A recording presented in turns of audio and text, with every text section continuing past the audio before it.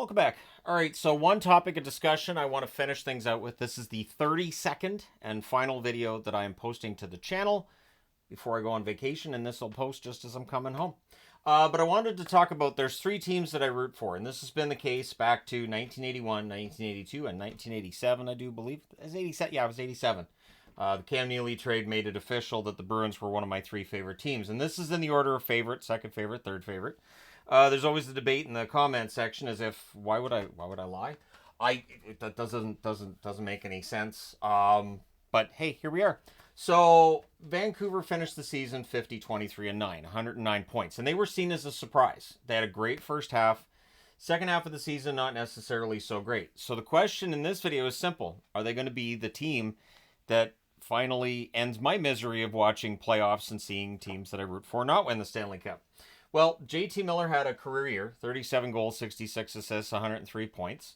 I don't expect him to do that again, but I don't know that he needs to. Quinn Hughes, 17 goals, 75 assists, 92 points. Feels like 100 points is right there for the taking.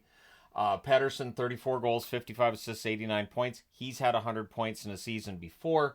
And Besser had everything go his way, 40 goals, 33 assists, 73 points. But if Besser can stand in front of the net and, get those tip shots in, there's no reason to think he can't be over 30 goals for another year and maybe push towards 40 again. They have Thatcher Demko in net. He's widely seen as one of the best goalies in the league. The question with Demko is going to be one of, so how healthy is he necessarily, right? So there's that. There's plus 2,300 in terms of the Stanley Cup odds currently. They have the worst odds of the three teams on the board, but Vancouver wasn't given much credit before last season either. By anybody, myself included. I thought maybe they could push for a wild card spot. I didn't see first in the division as being an option. It's the first time they won their division since 2013. They were eliminated, of course, in the second round in 7 games by the Edmonton Oilers.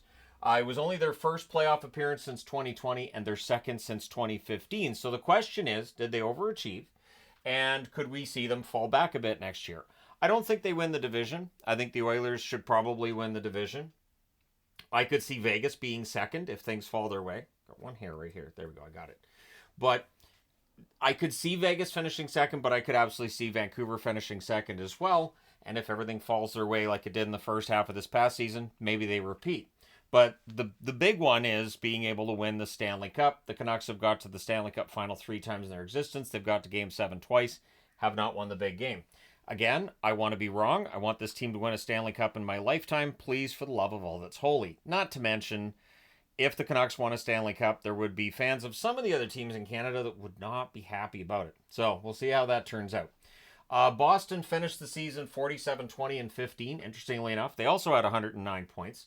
So during the regular season, I really enjoyed watching hockey this year. Boston, Vancouver, Dallas all had great records. Pastrnak, the leading scorer for Boston, and it's not even close. 47 goals, 63 assists, 110 points. Marchand second, 29 goals, 38 assists, 67 points. Coyle, 25 goals, 35 assists, 60 points. And Zacha with 21 goals, 38 assists, 59 points. Jeremy Swayman's their starter. Swayman's not signed at the time I'm recording this. I hope that's changed by the time I'm recording this. Their odds, plus 1,800, so their odds are not as good as Dallas's, but they're seen as better than Vancouver's. I disagree with those odds vehemently. I think coming into this season, I think Vancouver looks like the stronger team than Boston. But again, we'll see how it all turns out. They were second in the Atlantic. They dropped 26 points from where they were in 2022-2023, but that was a record-setting point total. Nobody expected them to get that again. And they lost Bergeron and Krejci, and they were still a 109-point team. So, Jim Montgomery, good job. They last missed the playoffs in 2016. That was the second year in a row. Boston, usually a playoff team, but it's about winning that Stanley Cup. They, of course, got that in 2011, and they took it away from Vancouver to get it. So that's a whole other discussion for a whole other time, and I've already had that discussion plenty of times, so we don't need to discuss that here.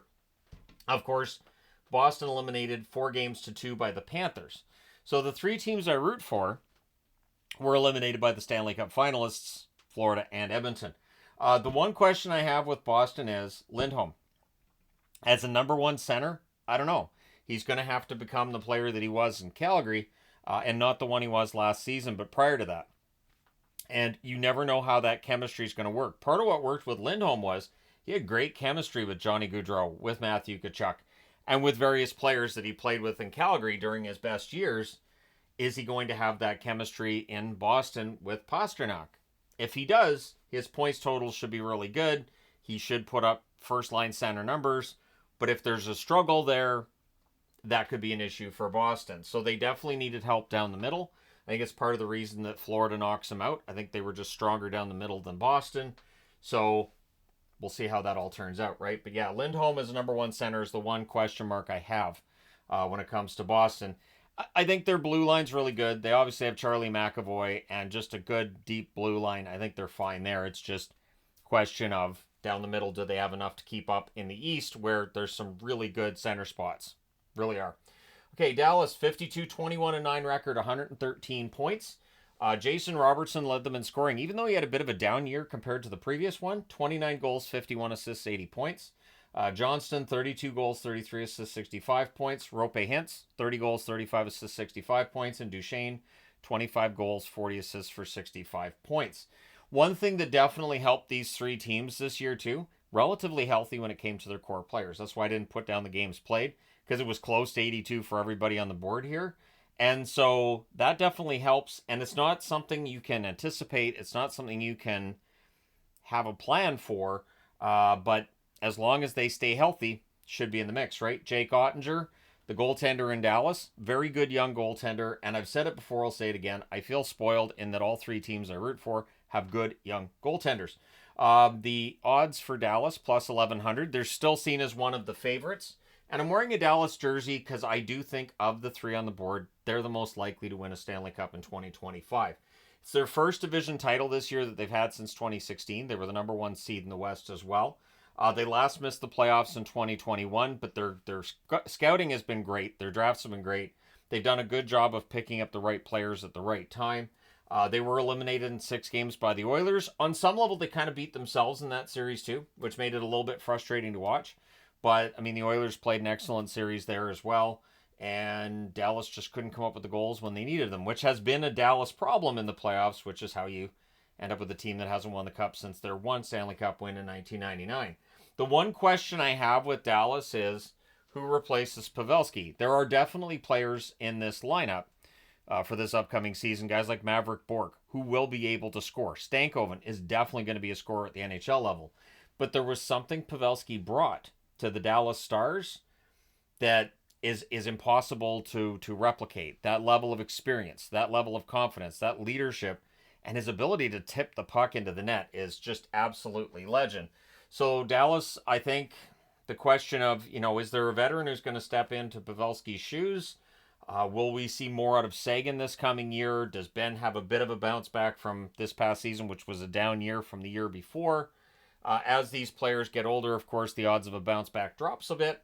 But let me know your thoughts. So if one of these teams is going to put THG out of his relative hockey misery when it comes to the playoffs, which team do you think it's going to be? Again, in this order is how I'd love to see it happen. I would love to see Vancouver win a Stanley Cup.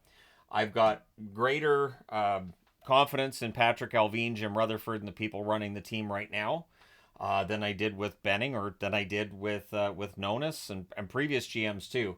I would say going back to, early on in the Brian Burke days is the last time I was this confident about the Vancouver Canucks. But again, Stanley Cup, it's tough. It's really difficult to win a championship. Boston, there's always that chance that they win another Stanley Cup. They haven't won it since 2011, so maybe that hunger will be back there. And I really like Dallas's chances. I do. I think Dallas has a very good chance of winning the Stanley Cup. I would love to see it happen. And I would love for people on the channel to see what it looks like when a team I root for wins the Stanley Cup. There's usually a lot of jumping and fist pumping. Oh, that was just Dallas. I didn't do that at all when Boston won the Cup because I wanted Vancouver to win. I was really angry that night. Anyways, there you go. Let me know your thoughts in the comment section below as always. Don't forget to hit like and subscribe in the event you've not done so already.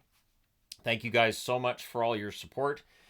Really hoping I enjoy my upcoming vacation, which begins in it's beginning pretty much now, actually. I'm going to do one more video before I leave, which will post to the channel today, which is the 8th.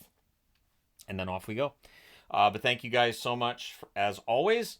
Looking forward to seeing people while we're down in the area. And fingers crossed that everything goes well. Thank you guys again for your support. I will talk to you again soon enough.